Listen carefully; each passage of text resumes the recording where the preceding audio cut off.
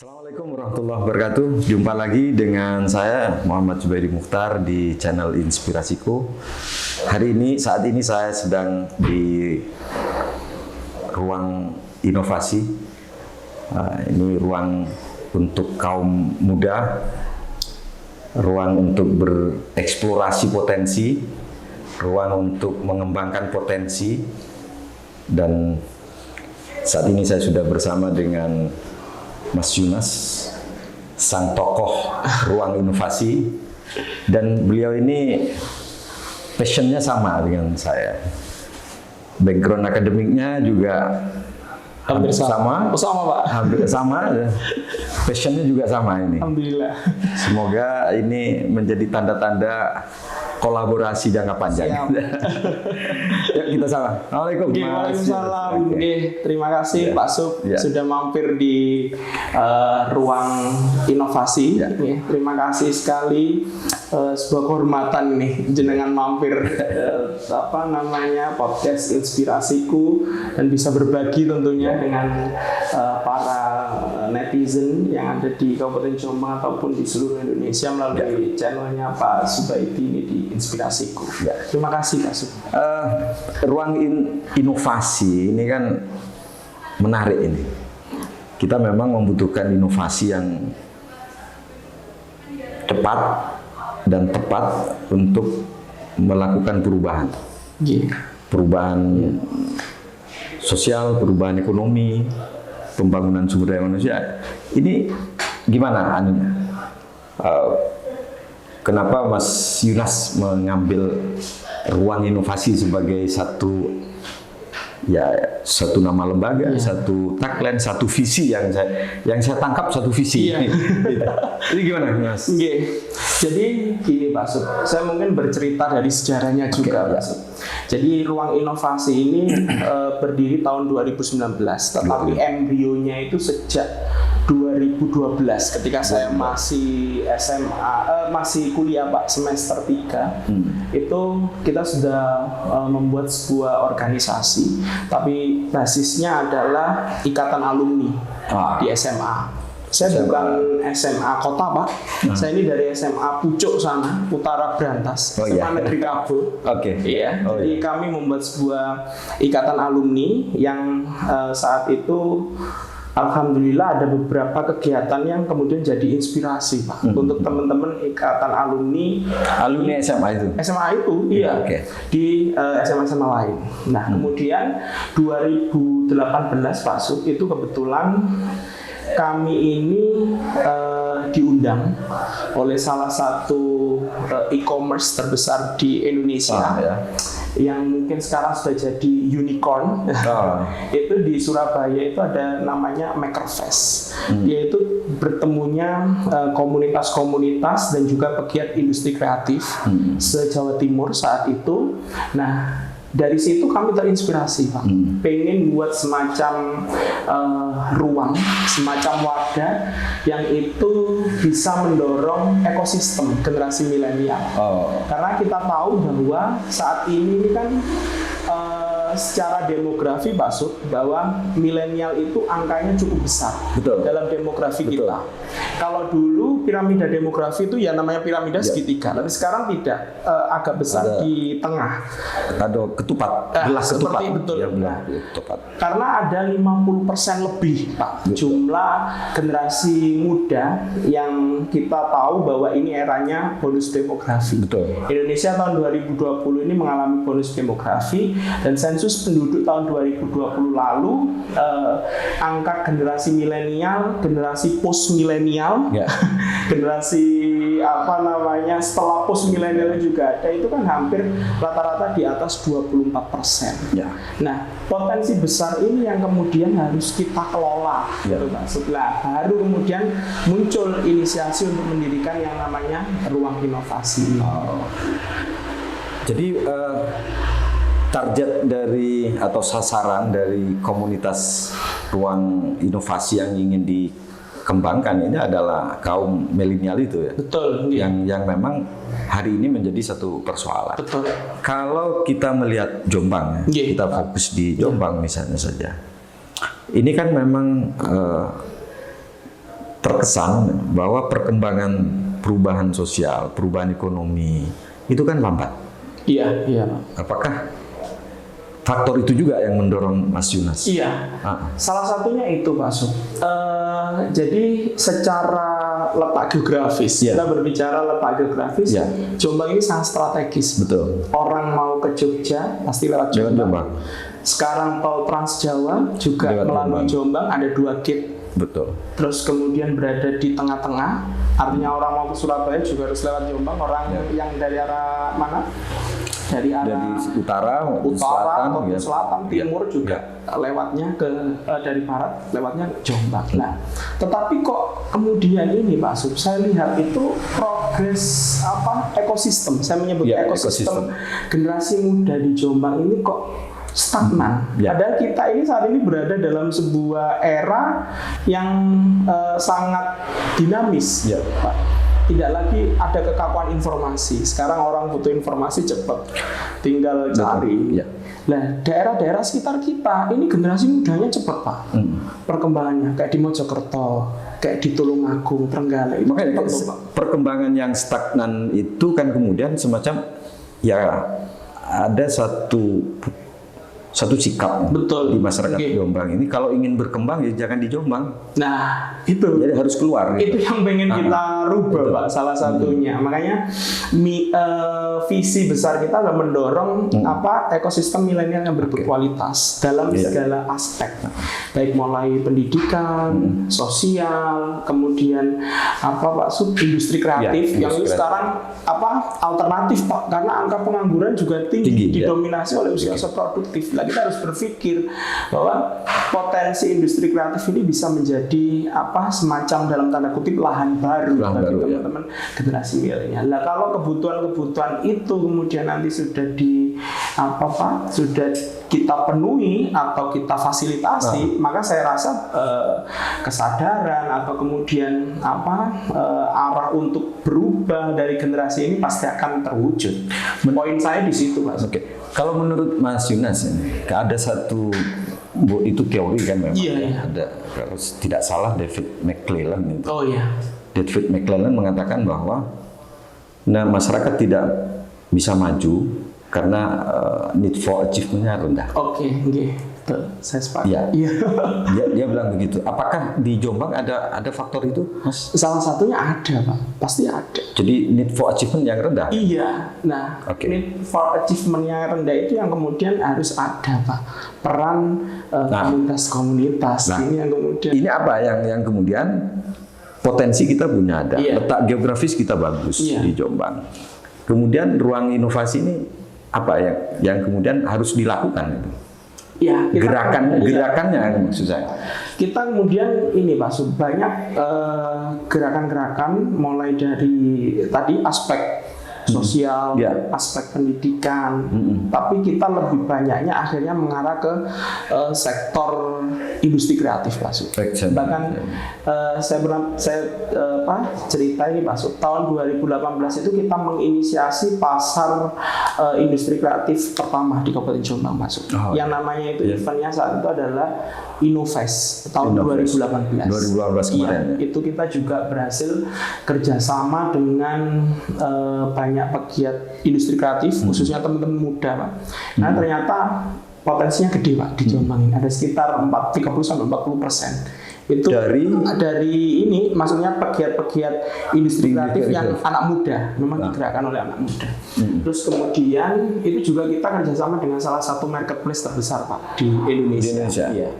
Terus tahun 2019 sebelum pandemi ini, Mas, kita kebetulan juga kerjasama dengan ITS Surabaya dalam mengembangkan potensi Kampung Kelor, Pak Sub, di Desa Pelabuhan Kecamatan Pelandaan. Pelandaan. Itu Kampung Kelor. Terus kemudian 2019, saya kalau tidak salah itu hampir akhir tahun ini, Pak Sub, kita kerjasama dengan diajak kolaborasi kerjasama dengan Universitas Muhammadiyah Malang, Pak, untuk KKN di Desa Menturus, Kecamatan Kudu. Nah, itu juga di sana ada potensi besar ampok. Nasi ampok. Iya, nasi ampok yang kemudian itu apa nih? Selama ini orang jualnya ya cuma bubuk ampok gitu itu loh. ya. Ini kan nilai ekonomi, value ekonominya rendah. Kalau kemudian kita tidak ada sentuhan inovasi, tidak ada sentuhan diversifikasi di situ.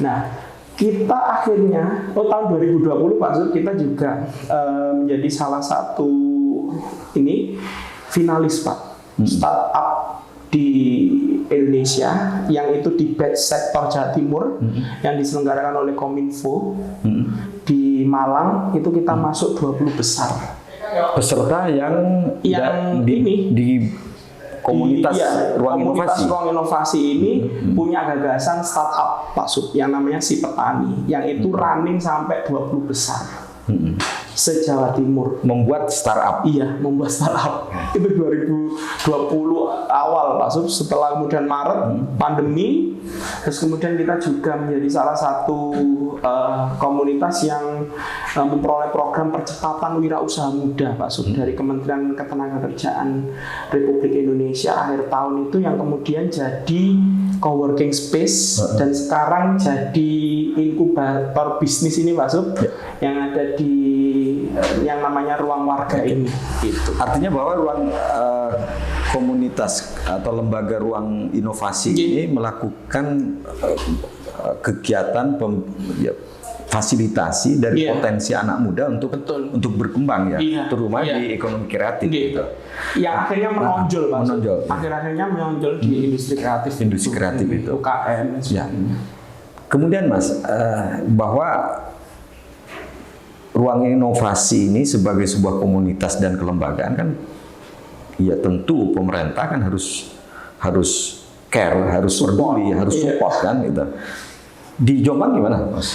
Kalau di Jombang ini sebenarnya ini Pak Sub, saya mulai dari ini aja. Kami punya salah satu nilai, prinsip nilai di ruang inovasi itu, kita berani mengklaim Pak Sub, satu-satunya komunitas yang menerapkan sistem kolaborasi pentahelix. Ini saya gimana? Ini kayak konsep dan teori Pak Sub. Saya nemunya di konsep ekonomi sebenarnya Pak Sub. Jadi kita komunitas itu kan bukan rahasia lagi bahwa nggak punya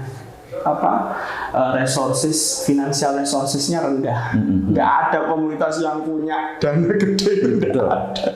Nah, akhirnya kita punya atau kita coba bikin yang namanya itu tadi kolaborasi pentahelix. Komunitas ini harus berkolaborasi dengan 4 sektor lain, Pak. Yang sektor pertama pemerintah, karena pemerintah ini sebagai regulator dan pasti punya anggaran, fasilitator dan punya anggaran pasti. Dan selama ini mungkin juga support dari pemerintah Kabupaten Jombang juga sudah ada Pak Sub, tapi terus terang saya harus jelaskan masih belum maksimal untuk teman-teman generasi milenial. Yang kedua adalah dengan sektor swasta. Sektor swasta ini kita tahu dia punya mekanisme yang namanya corporate social responsibility, dan ini yang kemudian CSR dan atau akses permodalan masuk yang kemudian itu bisa disalurkan untuk pengembangan community atau community development. Nah, kita kalau industri kreatif kita sudah disupport nih masuk 2 e-commerce yang tadi saya sebutkan itu. Lah yang tapi kan yang e-commerce dari luar kan? Dari luar masuk. Ya. Nah, ini catatan saya kan? Iya, dari luar masuk.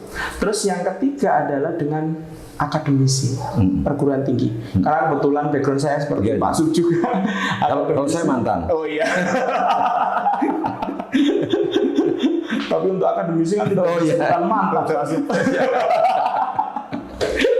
Nah, dengan akademisi ini kan mereka juga punya mekanisme Pak Sub. Misalnya penelitian, pengabdian masyarakat, atau juga program-program peningkatan kualitas yang kita itu juga pengen ngeling dengan mereka. Dan yang terakhir adalah media Pak Sub. Kita kemudian saat ini eranya media anti mainstream, media sosial yang kemudian kita butuh, misalnya kalau kami kemarin itu mengumpulkan banyak komunitas untuk berkontribusi ketika ada banjir di bandar itu Pak Sub, yaitu melalui media sosial ini gitu. Nah, kalau kemudian kita nggak bisa bersinergi atau berkolaborasi dengan empat aspek ini, sektor ini tadi, empat aktor ini tadi, ya kami bukan apa-apa. Gitu. Nah, kami selama ini memperkuatnya di situ, Pak Sub. Dan alhamdulillah 4 sektor, 4 aktor ini kemudian kami bisa berkolaborasi dengan. Artinya bahwa kalau di backup dari pihak eksternal terhadap kelembagaan semacam ruang inovasi ini, kan ada 4 tadi. Betul. Ada pemerintah, ada CSR. Iya. Artinya pemerintah kabupaten dan CSR yang ada di Jombang. Dan dua-duanya ini potensi yang luar biasa. Nah, di Jombang misalnya ada yang namanya peraturan daerah tentang CSR. Jadi peraturan daerah tentang tanggung jawab sosial perusahaan. Dan itu sudah ada. Dan itu dana yang begitu luar biasa. Dan itu peran pemerintah juga ada di situ. Tinggal ruang inovasi kan memperkuat yang ini juga, yang sektor swasta sama sektor akademik dan media gitu. Jadi 3. Mungkin ada masukan kepada pemerintah untuk karena begini, saya mungkin merasakan hal yang sama dengan Mas Yunas, bahwa isu penguatan, pemberdayaan potensi kaum milenial ini kan masih sangat simbolik ya. Sangat simbolik dan apa ya, ke depan seperti 5 atau 10 tahun ke depan seperti apa kan gitu. Yang diproyeksikan dari kebijakan itu kan. Betul. Padahal kalau tadi yang Mas Yunas mengatakan bahwa potensi demografinya kan belah ketupat. Betul. Ini yang besar kan, gede besar di tengah kan, banyak di tengah. Ini apa yang menurut jenengan?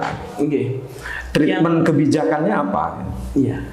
Saya selalu sampaikan ini Pak Sub, di beberapa kesempatan saya sampaikan bahwa potensi besar ini harus dikelola dengan baik. Itu hukumnya wajib. Sepakat ya Pak. Nah, bagaimana mengelola milenial yang punya ciri khas tersendiri, yang kemudian tidak sama dengan generasi-generasi yang lain, ini yang juga membutuhkan treatment khusus Pak Sub. Salah satu yang paling penting adalah misalnya untuk pemerintah daerah itu perlu Pak Sub kemudian mengakomodir apa sih sebenarnya yang menjadi keinginan milenial. Jadi treatment kebijakan ini betul-betul sesuai dengan apa yang menjadi kondisi kebutuhan kaum milenial, generasi milenial itu. Jadi tidak cara pandang dari luar, harus dari mereka. Harus itu dulu yang perlu kalau kita berbicara soal formulasi kebijakan. Betul. Nah, itu di situ dulu. Misalnya apa? Misalnya menciptakan ruang-ruang publik, public spare yang kemudian proper untuk teman-teman milenial.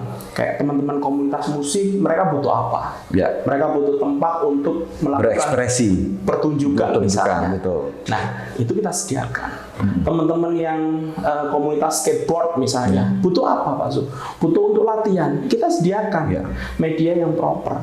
Terus kemudian teman-teman industri kreatif butuh apa? Misalnya ini era digitalisasi ekonomi, butuh marketplace yang istilahnya itu bisa agar usaha mereka itu bisa bersaing. Betul. Nah, itu harus disiapkan. Salah satu yang paling utama itu.